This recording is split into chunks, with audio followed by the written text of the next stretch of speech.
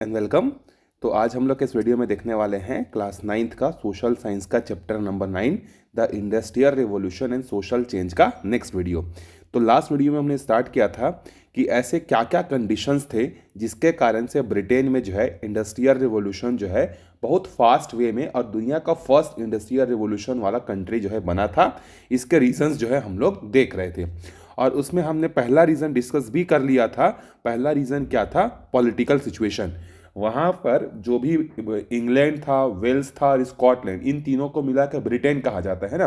तो तीनों जगहों पर जो है किसका कंट्रोल था? एक ही रूलर का वहाँ पर जो है क्या था? कंट्रोल था, जिसके कारण से वहाँ पर एक ही रूल चलता था मार्केट का, एक ही करेंसी चलती थी और नियम कानून जो होता था वो सब जगह कैसा रहता था? सेम रहता था।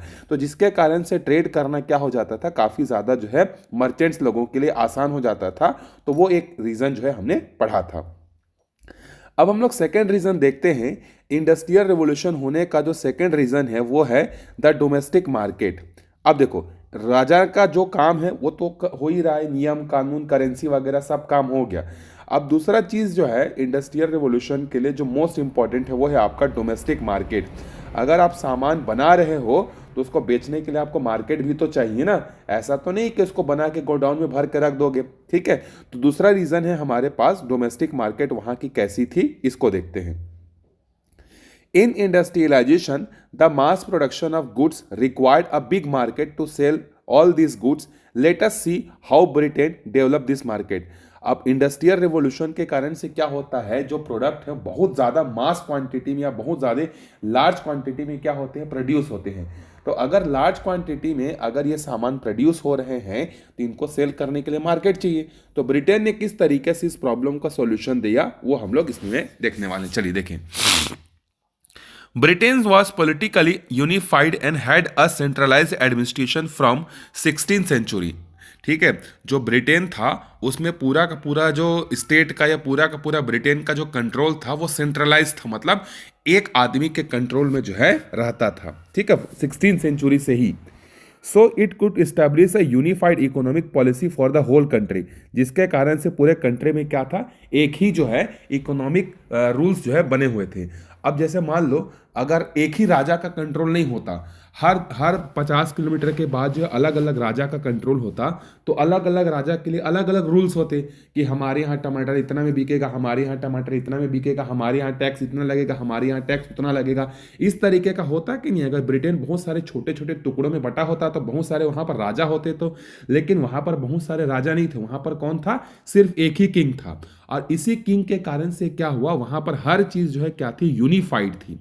ठीक है, the local feudal lords and the official could not interfere in the market economy like used to their easier. For example, they could not levy a tax on goods passing through their territory। इसके कारण से क्या था कि जैसे मान लो कोई एक स्टेट का एक मर्चेंट है, वो टमाटर लेकर दूसरे स्टेट में बेचने जा रहा है। अब ये जब दूसरे स्टेट के बाउंड्री में एंटर करेगा तो ये जो सेकंड एरिया का जो रूलर है या सेकंड एरिया का जो उस समय हेड था, वो क्या कर सकता था? पहले वाले एरिया के मर्चेंट पर जो है और एक्स्ट्रा टैक्स जो है नहीं लगा सकता था, क्योंकि वो जो राजा था ब्रिटेन का वो पूरे देश के लिए क्या क्या था? एक ही टैक्स सिस्टम अप्लाई किया था। उसी तरीके से अगर वो दूसरे स्टेट से तीसरे स्टेट में कोई सामान को बेचने जा रहा है तो उस स्टेट का जो भी एडमिनिस्ट्रेटिव होगा वो अलग से टैक्स जो है नहीं लगा सकता। तो इस तरीके से एक टेरिटरी से दूसरे टेरिटरी में जाने से कोई एक्स्ट्रा टैक्स जो है नहीं लगता था। तो अगर कोई फैक्ट्री से सामान 10 रुपए में बनकर निकला है और अगर वो क्या हो रहा है, उस पर 5% टैक्स लग रहा है, तो वो सामान मान लो हो गया 15 रुपए का। तो पहले टेरिटरी में भी 15 रुपए में मिलेगा, दूसरे टेरिटरी के यहाँ भी 15 रुपए में मिलेगा, तीसरे टेरिटरी में भी वही सामान कितने रुपए में मिलेगा? 15 रुपए में ही मिलेगा और अलग से उस पर टैक्स नहीं लगेगा। मतलब ये समझ लो कि जैसे छत्तीसगढ़ से कोई सामान बनकर निकला तो मध्य प्रदेश में जाएगा तो भी 15 रुपए में बिकेगा, राजस्थान में जाएगा तो भी 15 रुपए में बिकेगा, दिल्ली में जाएगा तो भी 15 रुपए में बिकेगा, उधर असम जाएगा तो भी 15 रुपए में बिकेगा, केरल तमिलनाडु में जाएगा तो भी कितना रुपए में बिकेगा? 15 रुपए में बिकेगा। तो इस तरीके से वहां पर अलग से और टैक्स सिस्टम जो है नहीं था। तो इस तरीके से वहां पर हर सामान जो है इजीली क्या होता था? एक टेरिटरी से दूसरे टेरिटरी में सेल हो जाता था। The whole country has a single tax, weights and measure and currency system. और पूरे देश में, ब्रिटेन के हर देश में जो है जहाँ पर छोटी छोटी स्टेट्स थे वहाँ पर हर जगह एक ही तरीके का टैक्स लगता था, सिंगल टैक्स। और सबको नापने के जो वेट्स होते थे वो क्या होते थे, एक जैसे होते थे। ऐसा नहीं कि हमारे यहाँ ज़्यादा भारी को 1 किलो बोलते हैं, दूसरे टेरिटरी में जाएंगे तो वहाँ पर 1 किलो का जो डेफिनेशन वो चेंज हो जाएगा, ऐसा नहीं है। ठीक है, वहाँ पर सब जगह जो है आधा किलो, 1 किलो, 5 किलो, 10 किलो जो भी था, वेट को मेजरमेंट करने के जो भी वेट्स होते थे वो कैसे होते थे, यूनिफॉर्म होते थे, कहीं पर कम कहीं पर ज़्यादा जो है नहीं होते थे, जिससे मर्चेंट को भी फायदा होता था। क्योंकि अगर वो एक जगह से पहले टेरिटरी से मान लो 10 किलो टमाटर खरीद के गया है, ठीक है, यहाँ के वेट के हिसाब से, और मान लो दूसरे टेरिटरी में जाते हैं और वहाँ पर जो है ये 10 किलो जो है सिर्फ 8 kg बनता है, क्योंकि यहाँ पर वेट करने का जो सिस्टम है वो थोड़ा भारी है, तो इससे इसको नुकसान होगा कि नहीं होगा। ये इस टेरिटरी से 10 किलो खरीद के गया और दूसरे टेरिटरी में जा रहा है तो वो 8 किलो उतर रहा है, तो खराब बात है। तो इसीलिए यहाँ पर ऐसा सिस्टम नहीं था, जो वेट का सिस्टम पहले टेरिटरी में था वही वेट का सिस्टम कहाँ था, दूसरे टेरिटरी में भी था। और ये एक बहुत इंपॉर्टेंट रोल प्ले करता है भाई, ठीक है, वेट्स। उसके बाद जो है तीसरा चीज क्या था, करेंसी सिस्टम। अब ऐसा नहीं है कि अलग अलग जगह पर अलग अलग करेंसी था, हर जगह जो है एक ही टाइप का करेंसी होता था, जिससे सामान को बेचने और खरीदने में बहुत ज़्यादा जो है इजीली हो जाता था। ठीक है, क्योंकि जैसे मान लो अगर आप अपने यहाँ जो है देखते हो कि 1 लीटर पानी का बॉटल जो है 10 रुपये में मिलता है। अब अगर आप मान लो इंडिया के किसी दूसरे कंट्री में, दूसरे स्टेट में चले गए और वहाँ का जो करेंसी है, मान लेते हैं इंडिया में मतलब अलग अलग करेंसी ही मान लेते हैं, तो दूसरे स्टेट की करेंसी में आपका जो 10 रुपये है वो 6 रुपये के बराबर है। ठीक है, होता है कि नहीं। जैसे अमेरिका का 1 रुपये या अमेरिका का जो $1 है वो हमारे भारत के 84 रुपये के बराबर होता है। तो उसी तरीके से अलग अलग जगहों पर अगर अलग अलग करेंसी होती तो भी नुकसान होता। आप निकले घर से लेके 10 रुपये, दूसरे स्टेट में गए तो वो 6 रुपये के बराबर आया, तो अब आपको 6 रुपये में कोई सामान मिलेगा क्या, तो हो सकता है मिल भी जाएगा, लेकिन जहां आपको 10 रुपये में पहले जितना सामान मिलता था अब उतना सामान 6 रुपये में आपको नहीं मिल पाएगा। तो ये प्रॉब्लम भी वहां नहीं था, एक ही टाइप का करेंसी था। अगर आप 10 रुपये घर से लेके निकले हो तो दूसरे स्टेट में जाओगे तो भी वो 10 रुपये के बराबर ही क्या करेगा, काम करेगा। तो ये जो है वहां का मार्केट सिस्टम था, जिसके कारण से वहां के मर्चेंट्स को बहुत ज्यादा फायदा जो है होता था। आगे बढ़ते हैं, देखिए, by the end of 17th century Britain was using currency widely for daily transaction. 17th century के बाद से जो है क्या हुआ कि ब्रिटेन में जो है सारे के सारे जो मर्चेंट्स हैं वो डेली ट्रांजेक्शन के लिए अब करेंसी का जो है यूज़ करते थे। नहीं तो पहले क्या होता था, बार्टर सिस्टम चलता था। बार्टर सिस्टम का मतलब ये है कि अगर मेरे पास टमाटर है, ठीक है, पर्सन 1 के पास टमाटर है और पर्सन 2 के पास जो है मान लेते हैं कि इसके पास पोटैटो है, तो पहले क्या होता था, ये आदमी दूसरे आदमी को टमाटर देता था और दूसरा आदमी बदले में उसको क्या करता था, पोटैटो देता था, या जो भी उसके पास सामान होता था, एक्सचेंज होता था। लेकिन अब जो है क्या हो गया, बार्टर सिस्टम खत्म होने लगा वहां पर। अब जो भी चीज है वो करेंसी के बेसिस पर जो है क्या होने लगी, खरीदी बिक्री जो है करने लगी। इसके कारण से क्या हुआ, आसान हो गया। ठीक है, क्योंकि बार्टर सिस्टम में एक को फायदा तो एक को नुकसान डेफिनेटली होता है, लेकिन करेंसी सिस्टम में क्या होगा, दोनों को बराबर बेनिफिट मिलेगा। ठीक है, अब क्योंकि देखो, अब जैसे मान लो टमाटर जो है ज्यादा उग रहा है टमाटर के सीजन में, तो अगर आपके पास, देखो 2 एग्जांपल लेते हैं, मान लेते हैं कि एक आदमी के पास जो है टमाटर है और दूसरे आदमी के पास मान लेते हैं चिकन है। ठीक है, तो अब देखो मान लो टमाटर का सीजन चल रहा है और आपको क्या करना है, 1 kg चिकन खरीदना है। तो पहले करेंसी सिस्टम नहीं था, तो जो चिकन बेचने वाला है वो क्या बोलेगा कि अभी टमाटर बहुत सस्ता है, मेरे पास बहुत ज़्यादा है, अगर तुम मुझे 10 किलो टमाटर दोगे तब मैं तुमको क्या करूंगा, 1 किलो चिकन दूंगा। इस तरीके से अगर बोलता है तो इसको तो नुकसान हुआ ना भाई। ठीक है, मार्केट में बहुत ज़्यादा टमाटर है लेकिन इसने भी तो मेहनत करके कमाया है ना। तो इसके कारण से बार्टर सिस्टम में क्या होता था, बहुत ज़्यादा जो है खरीदने बिक्री वाले को एक को फायदा और एक को नुकसान होता था। लेकिन जब करेंसी सिस्टम आ जाएगा तो कोई दिक्कत नहीं है भाई। ठीक है, इसके अलावा वहां पर देखो, but as trade expanded wages land rent taxes are paid in cash. इसके अलावा जो है जैसे ट्रेड बढ़ते गया तो वहां पर जो है वेतन हो गया, रेंट हो गया, किराया हो गया, टैक्स हो गए, ये सब के सब अब किस में होने लगे, कैश के फॉर्म में जो है बटने लगे, कैश के फॉर्म में पे होने लगे। Another important reason for this shift was the commercialisation of agriculture.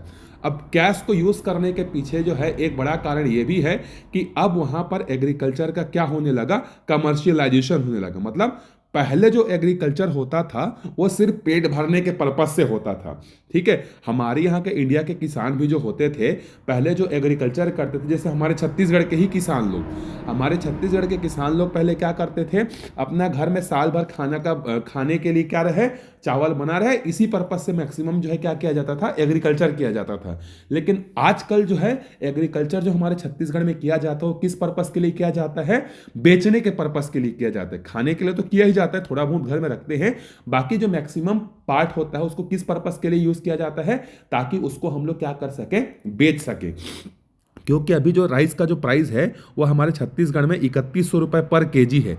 तो इसीलिए जितने भी किसान होते हैं वो जो है राइस का प्रोडक्शन अब कमर्शियलाइजेशन के लिए करते हैं। उसी तरीके से उस समय ब्रिटेन में भी जो है क्या होने लगा, लोगों ने जो है एग्रीकल्चर को पहले खाने पीने के पर्पज से देखकर छोड़कर अब वो क्या करने लगे, इसको एज अ ट्रेड की तरह जो है क्या करने लगे, वहां के मर्चेंट्स देखने लगे।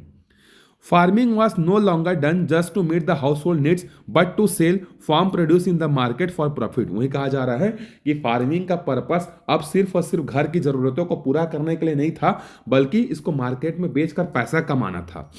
Hence cash transaction become common in rural area as well. इसी कारण से जो है अब क्या होने लगा कि अब जो कैश है, कैश का जो है क्या होने लगा, यूज जो है बहुत ज्यादा जो है दूर दूर एरिया में भी होने लगा। क्योंकि अगर आपको दूर से कोई सामान खरीद कर लेकर जाना है तो आप आपके घर में जो भी है चना मटर दाल उसको लेकर थोड़ी घूमते रहोगे यार, उससे अच्छा कैश रख लो। कैश रखोगे, कैश कितना भी रख सकते हो आप, कितना भी दूर दराज इलाके से कोई भी सामान खरीद कर ला सकते हो। लेकिन बार्टर सिस्टम में आपको क्या करना पड़ेगा, कोई भी सामान खरीदना है तो हमेशा आपके पास एक बोरी दो बोरी कोई ना कोई सामान रहना ही चाहिए, तभी तो आप बार्टर सिस्टम यूज कर पाओगे ना। लेकिन अब कैश सिस्टम के कारण से ये बार्टर सिस्टम वाला जो है क्या हो गया, खत्म हो गया। As a result, people could exercise greater choice in buying goods and their money, so the demand for the goods grew and the market expanded। अब इसी कैश के कारण से अब कोई भी आदमी कहीं से भी कोई भी सामान खरीद कर ला सकता था। इसके कारण से अब डिमांड जो है क्या होने लगी, सामानों की बढ़ने लगी, और एग्रीकल्चर में जो है जो लोग क्या करने लगे, ज्यादा फोकस जो है करने लगे।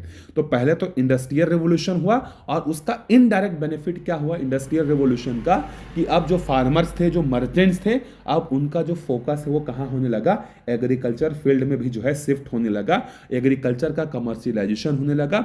अब जो एग्रीकल्चर हो रहा था उसका मेन मोटो क्या था, प्रॉफिट अर्न करना था, जिसके कारण से ब्रिटेन का मार्केट जो है और ज्यादा जो है इसको क्या मिला, मजबूती मिली और एक्सपांड जो है होने लगा। तो जब कोई एक अच्छा काम होता है ना, तो उसके साइड बाय साइड क्या होता है, बहुत सारे काम होते हैं। ठीक है, जैसे लाइफ में अगर आपको कहीं से पैसा का एक परमानेंट सोर्स अगर मिल जाता है तो उसके कई सारे इनडायरेक्ट बेनिफिट आपको मिलने लगते हैं। तो आप क्या कर सकते हो, जैसे मान लो एक पर्सन को जॉब लग गया और उसकी सैलरी जो है 50,000 रुपये है, तो एक परमानेंट सोर्स उस आदमी को मिल गया, ये उसका बेनिफिट है। लेकिन इस 50,000 रुपए से कुछ कुछ बचाकर वो क्या कर सकता है, इस 50,000 से कुछ नया दुकान खोल सकता है, नया बिजनेस स्टार्ट कर सकता है, बहुत सारे और भी चीजें कर सकता है। तो जब आपके पास एक इनकम का परमानेंट सोर्स हो जाता है तो आपके इनडायरेक्ट और भी कई सारे सोर्सेस, कई सारे अपॉर्चुनिटीज जो हैं बनने लगती हैं। उसी तरीके से इंडस्ट्रियल रिवोल्यूशन हुआ। इंडस्ट्रियल रिवोल्यूशन से ब्रिटेन को बहुत फायदा हो रहा था, लेकिन उसके साइड इफेक्ट क्या हो रहे थे, एग्रीकल्चर से भी अब वहां के लोगों को जो है क्या होने लगा, फायदा जो है होने लगा। ठीक है, चलिए आगे बढ़ते हैं। उसी तरीके से अगर आप 10th के बोर्ड एग्जाम में अगर आप टॉप कर जाते हो तो न्यूज़पेपर वगैरह में, आपका न्यूज़ चैनल में सबका नाम जो है आपका आता ही है अगर आप टॉपर बन जाते हो। लेकिन उसका साइड इफेक्ट क्या होता है, आपको बहुत सारा कैश प्राइज मिलता है। ठीक है, कलेक्टर के थ्रू, एसडीएम के थ्रू, मुख्यमंत्री के थ्रू लैपटॉप मिलता है, और भी सोने के सिक्के मिलते हैं, स्कूटी मिलता है कि नहीं। तो एक बार आप मेहनत करते हो तो उस मेहनत का बेनिफिट जो है आपको न्यूज़पेपर में छपने के अलावा कैश के फॉर्म में भी मिलता है, 10th के बोर्ड एग्जाम में, 12th के बोर्ड एग्जाम में, है कि नहीं। तो उसी तरीके से एक अच्छा काम के कई सारे बेनिफिट मिलते हैं। चलिए तीसरा रीजन देखते हैं हम लोग, commercialisation of agriculture and agriculture revolution. वही बात को हम लोग आगे बढ़ाएंगे, किस तरीके से एग्रीकल्चर का कमर्शियलाइजेशन जो है होने लगा और इसका इंडस्ट्रियल रिवॉल्यूशन से किस तरीके से नाता है। Trade in food grains, meat, cotton and began expanding in Britain from 15th century. Many tenant farmers began producing for the market. The profit of these farmers grew in the 17th century as price rose। अब देखो, जब अब देखो, जो food grains हो गया, meet हो गया, कॉटन हो गया, ये सब का जो डिमांड है ना, ये ब्रिटेन के मार्केट में क्या होने लगा, बढ़ने लगा। ठीक है। अब देखो फूड ग्रेन्स का क्या होगा, क्यों बढ़ेगा? जब इंडस्ट्रियल रिवोल्यूशन होगा तो बहुत सारे लेबर जो है फैक्ट्री में काम करेंगे तो उनको भूख लगेगा तो खाना चाहिए। ठीक है। इसके अलावा लंबे समय तक अगर आपको एनर्जी अपने बॉडी में बना कर रखनी है, वैसे भी ब्रिटेन ठंडा एरिया है, तो वहाँ पर चावल दाल तो उतना ज़्यादा होता नहीं था, तब उन लोग ज़्यादा डिपेंडेंट किस पर रहते थे, मीट पर। तो मीट का डिमांड बढ़ने लगा। अगर आपको फैक्ट्री में लंबे समय तक काम करना है तो आपको कपड़े की ज़रूरत पड़ेगी, वो भी अच्छे क्वालिटी के जो जल्दी खराब ना हो, इसके लिए कॉटन की ज़रूरत पड़ेगी। तो इंडस्ट्रियल रिवोल्यूशन के कारण से फूड ग्रेन हो गया, मीट हो गया, कॉटन हो गया, ये सब की जो डिमांड है ये क्या होने लगी, मार्केट में बढ़ने लगी। और बहुत सारे किसान इन चीज़ों का प्रोडक्शन जो है करने लगे। और 17वीं सेंचुरी के आते आते जब इनके प्राइस बढ़ने लगे, फूड ग्रेन्स के, मीट के, कॉटन के, तो इनको बहुत ज़्यादा फायदा जो है होने लगा। The landowners now began showing an interest in agriculture. They evicted their tenants, hired labor, and began managing their farms themselves. They bought more land from neighboring farmers and encroached on the village commons to create huge land holding. They also introduced new farming technique and began commercial sheep rearing to maximize their profit. पहले के जो land owners थे वो क्या करते थे, बड़ी बड़ी ज़मीनें उनके पास होती थी, तो वो क्या करते थे, वो खुद उन पर एग्रीकल्चर नहीं करते थे, बल्कि गांव के किसानों को दे देते थे। जैसे मान लो मेरा किसी एक गांव में 1000 एकड़ ज़मीन है, तो मैं खुद खेती नहीं करूंगा, मैं पहले क्या करूंगा, वहां के किसानों को बोल दूंगा, लो भाई तुम लोग 1000 एकड़ में खेती कर लो, थोड़ा बहुत बचेगा उसको मेरे को ला के कुछ कुछ चावल दाल सब्जी या पैसा मेरे को दे देना। पहले ये सिस्टम चलता था। लेकिन जैसे ही अब मुझे पता चलेगा कि एग्रीकल्चर से बहुत ज़्यादा फायदा हो रहा है, तो मैं क्या करूंगा, जो ज़मीन में पहले किसानों को एग्रीकल्चर करने के लिए देता था, अब उसको मैं वहाँ से किसानों को हटा दूंगा। अब मैं खुद मजदूर हायर करूंगा और मैं खुद वहाँ पर एग्रीकल्चर करवाऊंगा। यही चीज़ ब्रिटेन में हुआ। ब्रिटेन में पहले जो लैंड ओनर्स होते थे, ज़मीनों पर खुद खेती नहीं करते थे, किसानों को दे देते थे। लेकिन अब वो किसानों को हटा देंगे और वहाँ पर लेबर को बुलाकर वो क्या करेंगे, खुद से खेती करवाएंगे, क्योंकि उनको प्रॉफिट जो है दिख गया था। और वो भी पुराने टेक्निक से नहीं, नए नए टेक्निक से जो है वो क्या करेंगे, एग्रीकल्चर जो है वहाँ पर करवाएंगे। और वहाँ पर क्या करेंगे, अगर आसपास पहले क्या होता था कि एग्रीकल्चर की उतनी ज़्यादा वैल्यू नहीं होती थी, तो वो क्या करते थे, खेतों को खरीदने बिक्री में ज़्यादा इंटरेस्ट नहीं होता था। लेकिन जैसे ही एग्रीकल्चर में इनको बेनिफिट दिखने लगा, अब ये क्या करने लगे, जो गांव में जो खाली ज़मीन पड़ी होती थी उसको भी वहाँ के जो लैंड ओनर्स थे उसको क्या करने लगे, कब्जा करने लगे। और इन खाली ज़मीनों पर जो एग्रीकल्चर करने योग्य नहीं था, वहाँ पर अब जो वो क्या करने लगे, एनिमल हस्बेंड्री का काम जो है करने लगे। मतलब समझ लो कि मीट वगैरह का या सीप वगैरह का जो है क्या करने लगे, पालन जो है करने लगे, ताकि उसको भी बेच करके क्या जा सके, पैसा कमाया जा सके। तो अब सारे के सारे लैंड ओनर्स का ध्यान कहां पर जाने लगा, एग्रीकल्चर फील्ड में जो है जाने लगा। अब इससे फायदा तो बड़े बड़े लैंड ओनर्स को हुआ, लेकिन छोटे छोटे जो किसान थे, जो पहले इन जमींदारों के या इन लैंड ओनर्स के जमीनों पर जो है खेती करके अपना जीवन यापन करते थे, वो तो बेरोजगार हो गए ना। अब उनका लाइवलीहुड तो पूरा छीन गया, क्योंकि वो तो उसी छोटे छोटे खेतों में जो है क्या करते थे, दिन रात काम करके अपने लाइफ को सर्वाइव करते थे। लेकिन अब बड़े किसान उस पर खुद खेती करने लगे, तो एक को फायदा हुआ तो दूसरे को क्या हुआ, नुकसान हुआ कि नहीं हुआ। This huge economic change happened in Britain during 18th century. It called the agriculture revolution, और इसी को ब्रिटेन में 18th century में क्या कहा गया, agriculture revolution. It had one dressing outcome. The peasant who were tenants of the landowners and the shepherd who grazed their sheep in the village common lost their livelihood. वही कहा जा रहा है कि लैंड ओनर्स के आने के कारण जो छोटे छोटे किसान थे उनकी ज़मीनें चली गई, और जो जो क्या करते थे, भेड़ का पालन करते थे, भेड़ों को घास वगैरह चराते थे, अब खाली ज़मीन को भी ये मर्चेंट लोग क्या कर रहे हैं, लूट रहे हैं, कब्जा कर रहे हैं। तो जिसके कारण से अपने जानवरों को ग्रेजिंग कराने के लिए भी अब इनको एरिया जो है नहीं मिल रहा था। They were force to look for other livelihood option. इसी कारण से इनको जो पहले काम कर रहे थे उस काम को छोड़कर अब नए काम के लिए क्या काम करना पड़ा, इनको नए काम में जो है लगना पड़ा। The agricultural revolution benefited industrialization in two ways. First was the commercialization of agriculture, which increased the production of food grain and meat and raw material like wool. अब देखो, जब एग्रीकल्चर रिवॉल्यूशन हुआ तो इसके दो फायदे हुए।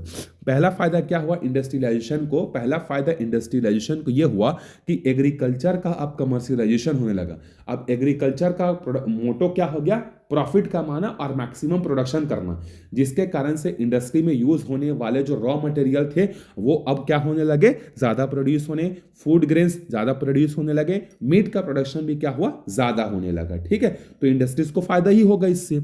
The second was the exodus of the peasant and the seafared from the villages to factories in the cities as industrial level। अब पहले जो गांव में रहने वाले जो किसान थे, जो यहाँ पर क्या करते थे, खेती बाड़ी करते थे, जानवरों को चराने का काम करते थे, अब उनकी जमीनें चली गई, घास चराने के लिए जगह नहीं बचा, तो अब ये क्या हो गए, मजबूर हो गए फैक्ट्रीज में काम करने के लिए। तो पहले तो उनको सस्ता सामान मिलने लगा क्योंकि एग्रीकल्चर प्रोडक्शन बढ़ने लगा, दूसरा इनको सस्ते लेबर मिलने लगे क्योंकि जितने भी किसान थे और पशुपालन करने वाले जो भी लोग थे अब वो बेरोजगार हो गए। तो बेरोजगार हो गए तो क्या होगा, something is better than nothing वाला हो गया कि अब चलो फैक्ट्री में जाकर काम करेंगे कुछ तो मिलेगा। तो इसके कारण से उनको मजदूर भी जो है क्या होने लगे, सस्ते मिलने लगे। तो ये सब जो है आप देख सकते हो कि किस तरीके से ब्रिटेन में जो है इंडस्ट्रियल रिवॉल्यूशन के लिए एक बहुत ज्यादा बेनिफिशियल इन्वायरमेंट जो है क्या हो रहा है, प्रिपेयर हो रहा है।